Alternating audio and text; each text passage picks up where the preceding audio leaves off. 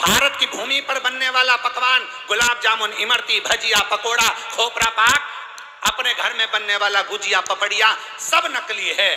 बस बाजार जाओ, रक्षाबंधन का त्योहार है, एक टॉफी भाई बहन को, बहन भाई को दे दे और इसको त्योहार कहते हो। त्योहार वो होता है जो घर की माँ घर में मिठाई बनाए और बच्चों को खिलाए, उसको त्योहार कहते हैं। फीका कर दिया त्योहारों को। जो भी त्योहार आते हैं या तो 2 हो जाएंगे, 3 हो जाएंगे, या फिर इतने छोटे हो जाएंगे कि उसमें आप विचार करते रहोगे कि मैं कल मनाऊं कि परसों मनाऊं। बस इसी विचार में पढ़ते रहेंगे और हमारा सनातन धर्म का जो हमारा एक आनंद है, हमारे जीवन का जो सुख है, त्योहार का जो उत्साह है, त्योहार का। जन्माष्टमी आती थी पहले, लोग ऐसी जन्माष्टमी मनाते थे। रामनवमी आती थी पहले, रामनवमी मनाते थे। रक्षाबंधन आता था पहले, रक्षाबंधन खुशियों से मनाते थे। जब होली आती थी, होली खुशियों से मनाते थे। दिवाली आती थी, दिवाली खुशियों से मनाते थे। संक्रांति आती थी, संक्रांति खुशियों से मनाते थे। जितने त्योहार आते थे एक आता था और उसमें उत्साह, उमंगता, आनंदता होती थी। आज के जमाने में इतना इतना बांट दिया, इतना इतना बांट दिया कि त्योहार को भी 2-4 कर दिए तो लोग विचार में पड़े रहते हैं। अब करें तो करें क्या, अब विचार करें तो करें क्या। टॉफियों को इतना जरूरी बता दिया कि घर में मेरी माताओं के हाथ की बनी हुई गुलाब जामुन, खोपरा पाक, गुजिया और पपड़िया कोने में पड़ा रहता है और वो टॉफी एक मूल हो जाती है, एक चॉकलेट मूल हो जाती है। और हम समझ नहीं पा रहे विधर्मियों को, हम सोच नहीं पा रहे कि हमारे सनातन धर्म पर कुठार प्रहार है ये, हमारे सनातन धर्म को नष्ट करने का प्रहार है ये।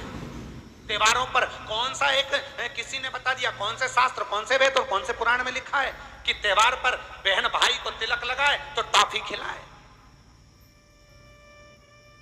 चॉकलेट दे। यह हमारा सभ्यता, हमारी संस्कृति और हमारा संस्कार नहीं है। यहाँ तो ये नियम है, बहन भाई को जब राखी बांधे तो बांधने पर उसने अपनी माँ से जो मिठाई बनाई हो वो थाली में रखी हो और बहन भाई को और भाई बहन को खिलाए तो माता पिता का आशीर्वाद उसके शरीर में पहुंच जाए, उसके जीवन में। हम किन ओर जा रहे हैं? और हम चिल्ला चिल्ला कर कह रहे हैं धर्म की, अधर्म का, प्राणियों में, विश्व का हो गया। सीधी बात। हम जा कहां रहे हैं? हम किस पथ की ओर, हम किस मार्ग की ओर जा रहे हैं?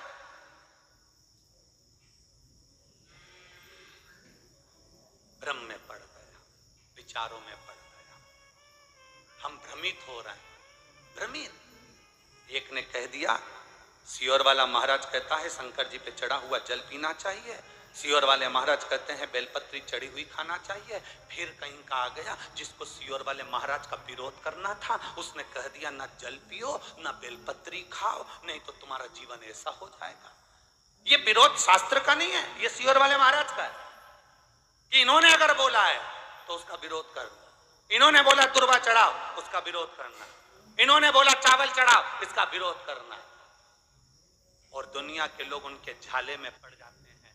हमारा नियम निवेदन है, ना तुम सियोर वालों की मानो ना तुम किसी की मानो। गीता प्रेस गोरखपुर की शिव पुराण बाजार से लेकर आओ, उसको दिल से धीरे धीरे पढ़ो, उसमें सब मिल जाएगा तुमको जो सियोर वाला अपनी व्यासपीठ से बोलता है।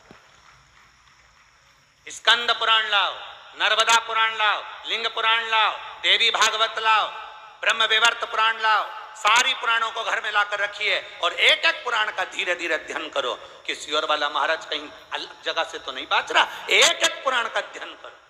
केवल फेसबुक, यूट्यूब और मोबाइल पर ज्ञान नहीं मिलता कि आप थोड़ी देर खोल के बैठकर आपने ज्ञान ले लिया, ये तो हमने पढ़ा था शास्त्र में ऐसा। शास्त्र को पढ़िए, वेद को पढ़िए, अपने पुराणों को पढ़िए, उसका अध्ययन करिए कि बेलपत्री का चरित्र कहां वर्णन करा, एक बेलपत्र दान का जो वर्णन हमारे शास्त्रों में किया गया, एक वृक्ष लगाने का फल हमारे शास्त्रों में कहा गया, एक भूखे व्यक्ति को भोजन कराने का फल हमारे शास्त्रों में कहा गया, उसको पहचानिए। एक नवयुवक लड़का अपने पिता के सिंहासन पर बैठ गया,